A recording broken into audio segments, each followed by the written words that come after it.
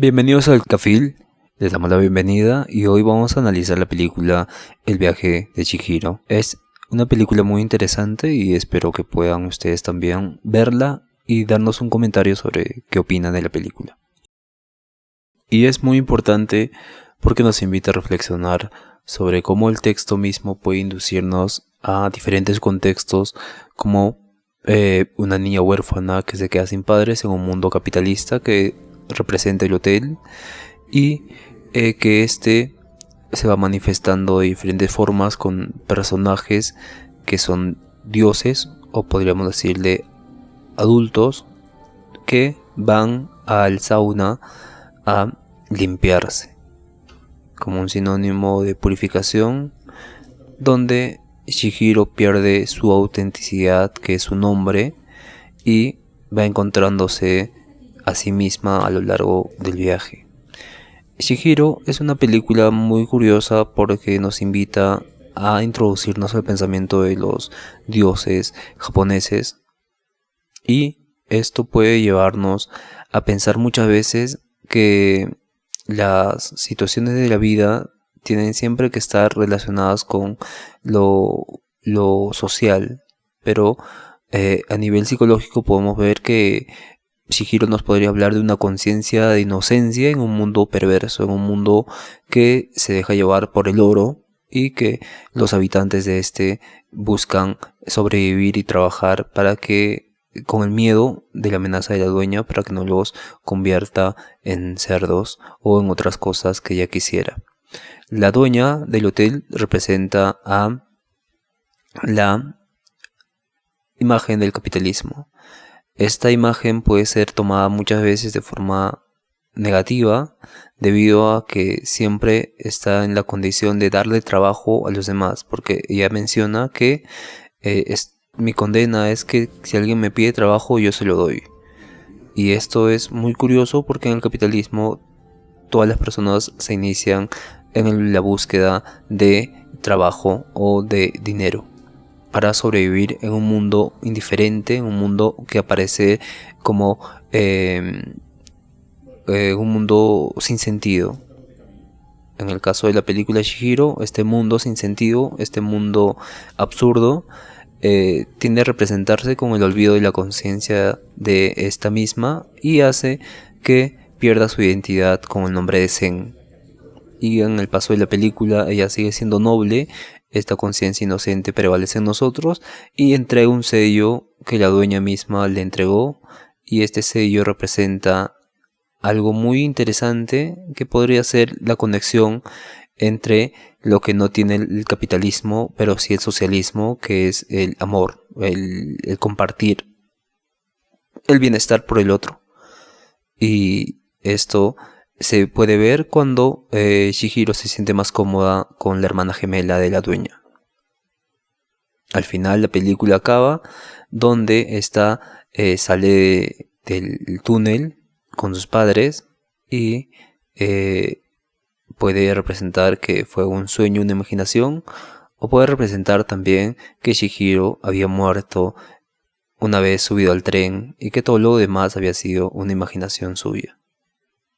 O sea, la historia bacán. A ver, Jorge, ¿tú has visto esta película antes o qué nos podrías contar? Te quiero seguir tomando, que está bueno. Sí tengo varios.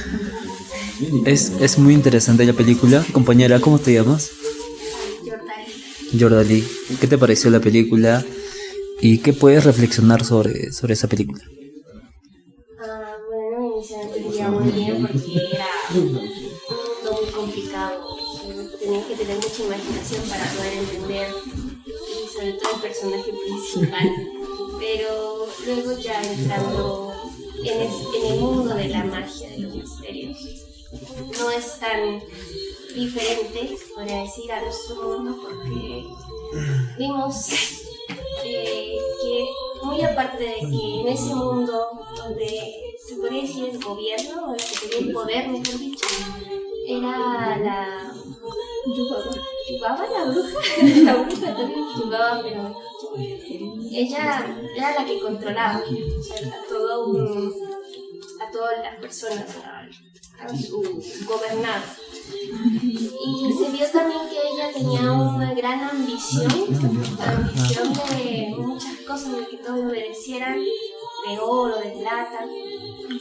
Y muy aparte de solo su mundo, también había otros mundos diferentes. Entonces, sí me va a interesar mucho la película. Bueno, para reflexionar también creo que todavía hay más cosas que aclarar y también me gustaría saber qué opinión, qué reflexión tuvieron mis compañeros. Gracias, Jordi. ¿Y John, alguna reflexión que tengas sobre la película? Te sabe todo. Oh, no, déjame. Mira, se está. Un punto que hayas dicho interesante. Estamos aclarando, ¿no? Sí, creo que es la segunda o tercera vez y para eso, ¿no? La cosa es de que en un principio, desde un punto psicológico se podría ver un poco sobre la niña, ¿no? Que es un poco, por decirlo, mimado, quisquilloso. Pero más adelante sus padres, uno de los pecados que se dice es la gula o gula. Gula. La gula. En ahí se muestra uno de los pecados que cometen, ¿no? En ese reino, por así decirlo. Y más adelante es como una parte de reflexión, porque al momento de, ya sea de cómo una persona podría perder a sus padres, le llevaría a, digamos, a buscar trabajo, o en este caso, llegar, digamos, a ser, incluso a la niña la trataban mal porque, pongámoslo en otro contexto, digamos, de la etnia. Aún así, si lo ponemos, llegaría a ser discriminado, o sea, no necesariamente, porque es humano, o sea, y ellos, no es muy notorio, pero parece que son, o sea, se pelean por un insecto, o sea, no quiere decir de que sean humanos como tal, sino, pongámoslo ya, y si no es como una parte de discriminación hacia ella. Exacto. Y por eso le tratan mal. Incluso la jefa que viene, ese Shubaba, ella estaba diciendo, ella que la tiene, y ella sabe pues de que la va a pasar mal. Las de Miyazaki son los kamis en este caso, porque no son directamente dioses, son los kamis, que tienen otra concepción en torno a lo espiritual en Japón, porque no es lo mismo un dios aquí, o sea, la idea que tenemos de dios que un kami en Japón, son similares sí, pero no representan lo mismo. Ahora, ¿qué estoy diciendo? Que en general las películas de Miyazaki van un poco en pro de esto de ver cómo es la naturaleza y cómo esta se representa. Si se han dado cuenta, hay muchas películas de Ghibli que son las más conocidas, que son las de Miyazaki, que van a abordar un poco este tema de la contaminación y de cómo es la relación del hombre con la naturaleza. Ese plano es el otro dejo autor de... Aparte de Miyazaki, hay otros que también hacen esas películas en estudio Ghibli. Es muy chévere. El punto es que en este caso, en el viaje de Chihiro, es interesante porque ellos pasan al mundo de los espíritus y no es que sea discriminación en ese sentido, sino es que alguien está invadiendo el mundo de los espíritus y es un humano.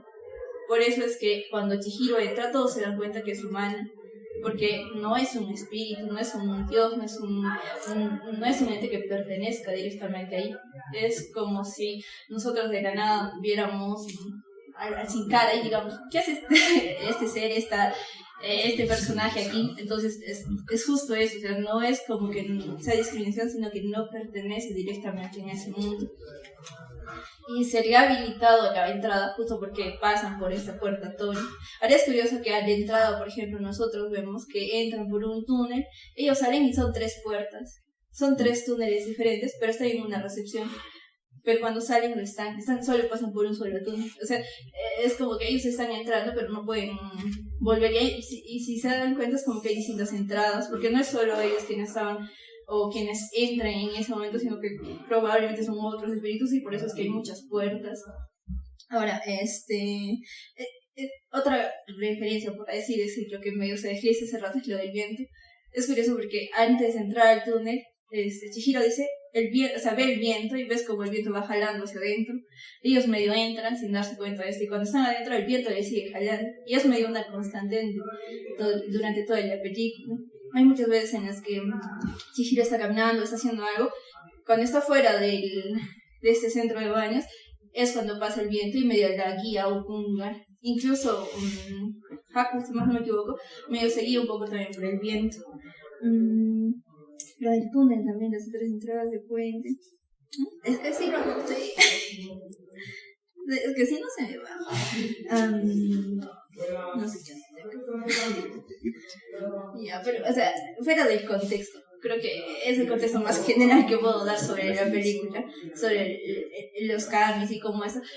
Algo que decían es que lo de los ríos, a mí me parece bien genial porque las primeras veces que yo vi la película no entendía la relación que había entre Haku y los ríos, básicamente, porque medio pareciera que te lo sacan de la manga, pero no es así, porque justo el primer cliente que atiende Haku es un río y se han dado cuenta que en este caso los ríos son seres muy muy especiales, demasiado especiales. Por eso es que cuando el río, justo lo que decían, la contaminación y todo eso, cuando Chihiro se recuerda el nombre de Haku, dice que él era un río que luego tuvieron que secar para hacer un edificio grande. Entonces justo la película va en pro de eso, de hacer un poco más de conciencia, un poco más a esto del... Es que sí, Sebas, tiene que ver mucho con esto del medio ambiente y un poco más con lo de consumismo. Es que sí, ¿qué otra cosa más ves? A ver. Ya, Chihiro pierde su nombre, toda la trama, no, o sea, todo lo demás son detalles. ¿Cuál es la trama principal de la película? O sea, ¿qué le da sentido al cómo se abre y se cierra la película? El nombre de Chihiro. O sea, Chihiro, como está en un lugar que no le al que no pertenece, pierde su nombre, que es la única mercancía que tiene. Y una cosa bien curiosa es que el nombre de Chihiro se compone de dos kanjis que significan 1000 preguntas. Cuando Yubaba le quita el nombre, le quita preguntas y solo queda en 1000. Por eso queda como... No se entiende mucho su nombre, pero sí han dejado. Aquí podemos hablar también del problema de la autenticidad, ¿no? Porque cuando le habla a Chihiro, a Haku, yo sé tu nombre, y parece que le hace recordar este tipo de autenticidad que Chihiro también reconoce dentro de del hotel donde trabaja. Claro, es que Yubaba les quita su nombre. Entonces, para liberarse de Yubaba, tiene que recordar su nombre. Y la falta con Chihiro es que ella, como es una niña citadina, no tiene nombre, porque el nombre debería de cargar con toda la historia de o sea, el nombre no solo es como, digamos, Juan, Roberto, Luis, sino es casi como que tiene historia. Entonces, Chihiro no tenía historia. Una vez que entra y le quitan el nombre, cuando lo recupera toda su historia. Y ella sabe de que un dios del río la salvó y que ese dios ha desaparecido, y, o sea, tiene más contexto. Ya no es solo como que la niña que estaba preocupada por cualquier cosa inmediata, ¿no? Ahora se preocupa por sus padres, se vincula con sus padres, trabaja, todo tiene sentido con el nombre. Chihiro pierde su nombre por seguir la imprudencia de sus padres y luego tiene que recuperar. Si se resume toda la película, todo entra ahí. Todo lo demás son detalles y es chévere cómo es que los aplica, porque no es como la película intercultural que te lanza a la cara y te describe cosas, ¿no? Como que este es un kanji, este es una bruja, este dragón es un río. No te va describiendo, sino asume que tú deberías de conocer eso. Y sobre eso construye, ¿no? Porque, no sé, yo creo que es la forma mejor de relacionarse con tu propia cultura, con cualquier cultura. Porque describirlo como si fuera para niños es casi decir como que esto es un producto que te quiero vender. Es muy explicativo, sí sería así. Ajá, y perdería mucho sentido. Y el Sin Cara es chévere porque el Sin Cara no tiene nombre. Justo, o sea, le dicen Sin Cara porque es la única particularidad que tiene, y por eso lo confunden con un cliente, pero tampoco serviría para ser para ser trabajador, porque no tiene nombre. No, pero él no intenta en ningún momento. Y Yubaba tampoco lo podría controlar. Es que no tiene nada que dar, solo tiene cosas que quitar. Es que él busca dar algo artificial para que le den algo. Es como un vacío, así que lo va chupando todo, y eso le da sentido, porque hasta antes de eso Chihiro estaba bien tranquila dentro del hotel trabajando. El que cambia todo eso es el Sin Cara. No, el que cambia es el sello que roba Haku. Por eso es que luego recién va... ¿Y qué significaría el sello para ustedes? ¿Qué simboliza el sello? Es que sale de la... Es que el sello sale de... Es que es más de la cultura japonesa. En la cultura japonesa, cuando tú tienes que firmar un documento, no agarras y firmas. Tú tienes tu sello y ese sello vale tu firma. Y si tú no pones ese sello, no puedes literal firmar ningún documento. Eso más va en relación a la cultura. Hay algo muy importante que no mencionamos en la parte de filosofía, que es que la dueña del hotel parece simbolizar el capitalismo, mientras que su hermana gemela simboliza el socialismo. Y vemos esto con el cuidado del bebé, ¿no? El bebé es la esencia del capitalismo, que es la ilusión de vivir en un mundo que no ve lo que hay fuera de él. Por eso el bebé no sale de ahí, se mantiene siempre en ese cuarto y parece que la esencia del capitalismo, que es la dueña, tiene ese punto de inflexión, esa esencia que es el bebé. Y cuando es muy interesante también cómo pierde su identidad Chihiro va perdiendo como este tipo de... Porque nosotros le enfocamos en el ámbito de que es una niña que es huérfana y sale al mundo exterior. No es huérfana, pero lo analizamos de esa forma. Bueno, lo analizo de esa forma porque pierde a sus papás y se convierten en cerdos y ya no son sus papás. Entonces la niña piensa que es huérfana y en ese contexto, siendo huérfana, enfrenta un mundo que no conoce. Y en ese mundo que no conoce le va absorbiendo su identidad, su autenticidad, pero Haku le ayuda a recuperar y ella misma también recupera la autenticidad. Es que si asumiría que es huérfana, ni siquiera buscaría a sus padres, ni siquiera buscaría salvarlos. Es curioso también porque cuando se menciona que va al tren, solo hay tren, cuando le menciona, este tren solo va de ida, no va de vuelta, entonces vemos cómo se ven sombras de personas como Chihiro y son los espíritus. Entonces otra teoría podría ser que Chihiro habría muerto, ¿no? No habría podido ir. De personas que se desvive y su alma, no. Es que justo viene un poco a lo que les decía. El hecho de que el espíritu, los kami, se entiende diferente a lo que nosotros lo entendemos. Ahí sí falta un poquito más de contexto en ese sentido para poder ver la película y decir, aquí es lo que está apareciendo, aquí es esto. Porque si consideras que son personas que están desvividas por la y están ahí, no es así, son solo espíritus como los que van, por ejemplo, a este centro de baños.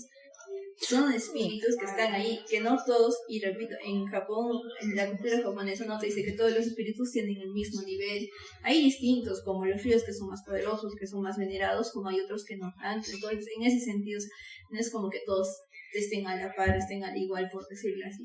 Un poquito más, podría retomar un poquito lo que tú decías en relación a la forma explotadora en que tienen a los japoneses. Porque si te das cuenta, ellos desde que anochece empiezan a trabajar hasta que amanece y solo tienen tiempo de descansar cuando no hay luz. Cuando Yubaba no está ahí, porque no tienen que trabajar, porque ya no está ahí. Si ella está ahí, todos tienen que trabajar. En Japón es muy normal, muy normalizado que la gente trabaje desde las 6 de la mañana hasta las 12 de la madrugada del día siguiente y duerman unas 2 horas. Muchas veces no van a su casa a dormir, también en la misma oficina y siguen trabajando. Entonces es tan normalizado esto que en Japón muchas empresas ni siquiera, o sea, y la forma incluso en la que tú puedes llegar a tener puestos altos es muy escalonada. Por eso te das cuenta que, y esto sin ser eso sí ya lo saqué el día después. Cuando Chihiro entra a trabajar, no entra a trabajar de frente arriba o al medio, sino va hasta abajo, y de ahí cuando está abajo con ¿cómo se llama? Con la arañita, él recién levanta con alguien más que sube un poco más arriba, y de ahí recién un poco más arriba, y cuando tiene su contrato, vuelve a bajar.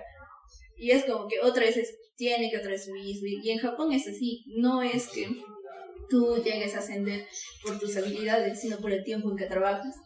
Entonces es como que estás atado de por vida a una empresa, y si tú apenas saliendo de la universidad no entras a una empresa a trabajar, tu vida laboral está pues, por los sueldos, ¿no? Pues no vas a poder postular a ningún lugar, tienes que sí o sí ya salir con algún puesto, de recién escalonar en esa empresa y nunca más salir de ahí. O sea, es más por ahí, creo que iría más por ahí, pero no tanto a ese sentido. De todo lo que hablamos ahora, de todas las reflexiones que dimos, en una oración, ¿cómo defines la película? ¿Qué reflexión final tiene sobre la película diferente a la que ya hablamos? Yo creo que hablaría más de la animación en general. Es que por eso, pues, no sé. Yo he tenido una sesión muy reciente. Ahorita tenemos contexto. No, necesitas contexto. No. Ahí está. Necesitas contexto. Claro, necesitas contexto. Yo creo que eso es. Jorge. Es una película bien respetuosa con sus fans. Si tuvieras que darle un significado que la película no tiene, pero que surja de ti, ¿qué sería? Que no tiene la película. La malinterpreto abiertamente. Ajá, malinterprétala abiertamente, pero que tenga... Típica, pues, la mayoría que ve la película piensa que son drama de amor. Pero a nivel filosófico... A nivel filosófico. No, pues, no puedo malinterpretar tanto. Por ejemplo, se habla mucho del amor, ¿no? Dice que, por ejemplo, cuando va al Siete Brazos, le dice que el amor vence todo. Y en este caso es... que hay un peligro. Cuando tú ves el subtitulado, la traducción ya de por sí es regularmente buena ya. Pero para traducir una palabra muchas veces, y en Japón es muy raro que digan amor directamente. Probablemente se hayan referido a algo más. Y por eso te decía si no la tenía subtitulada. Porque en el subtítulo no le cambian el contexto. Simplemente te la traducen tal cual está para que se entienda básicamente la oración. Y yo creo que ahí sí, ese tipo de películas sí se necesita ver subtitulado, porque ahí cuando se traduce, si bien se busca que la traducción sea lo más real, fidedigna a la película original, siempre cambia un poco el contexto. Y por eso me parece bien curioso esto de lo del amor. No creo que haya sido directamente amor lo que mencionaban en la película original. ¿Qué sería? Fácil, los lazos, que es lo que más se habla en Japón, que el lazo que tú mantienes con el entorno, con el que vives, con el dios, hay que decirlo, algo así. Porque es mucho más común eso, o sea, no es directamente amor, sino es esa ¿cómo podría decir? Es más ese nexo que tienes en relación a algún lugar. Por eso se entendería, creo, mucho mejor eso de la relación con Haku y todo eso.